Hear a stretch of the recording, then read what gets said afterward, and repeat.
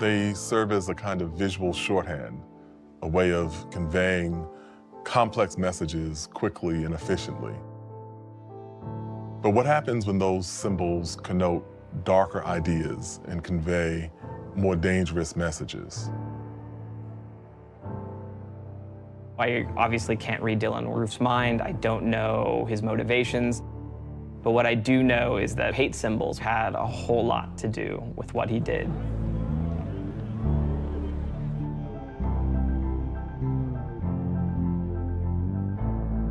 Hate symbols are pieces of iconography that signify to one group that you do not belong. And they simultaneously signal to another group that you are one of us, that you do belong. The other thing they do is they dehumanize, they denigrate. There's a power element where one of the groups is seen as less than. Innocuous images come to signify hate through pure social consensus. There's a couple examples from social media that come to mind. One is the OK symbol and the emoji associated with it. There is a read on it that it is a W and a P for white power. Another example is Pepe the Frog. People use it on sites like 4chan, on Tumblr, to convey lots of different emotions. But what people started doing is they started working Pepe heavily into their hateful, anti-Semitic, anti-LGBT iconography.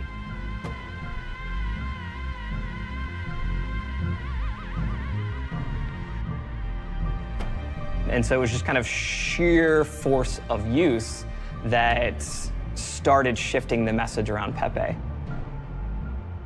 But it was also the traditional news media attention that came to this use. Donald Trump Jr. put this image on his Instagram of Pepe. And for those of you who don't know, Pepe is a white nationalist symbol. And boom, the Anti-Defamation League is declaring Pepe a hate symbol. There's a kind of humor that's shared online where you can't really tell if someone's being serious or not.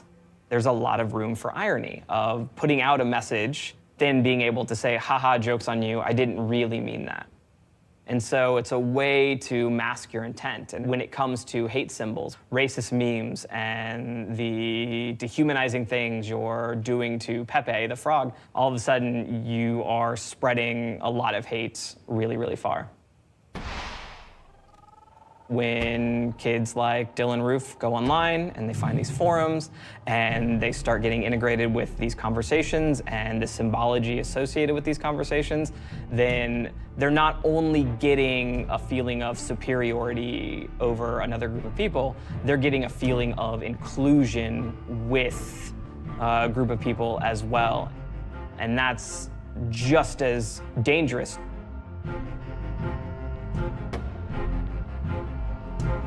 And I think those symbols convey that really, really, really strongly. That's why you see Confederate flag bumper stickers and people flying flags outside their houses. It is a quick way to say, this is who I am, this is who I belong to, and this is why we're winning. You can't say symbols are value neutral. You either feel pushed away or you feel invited. And depending on how much of that you see, then your reactions amplify. And so absolutely those symbols matter and their prevalence matters. And finding people who use them like you matters for your actions and your behavior.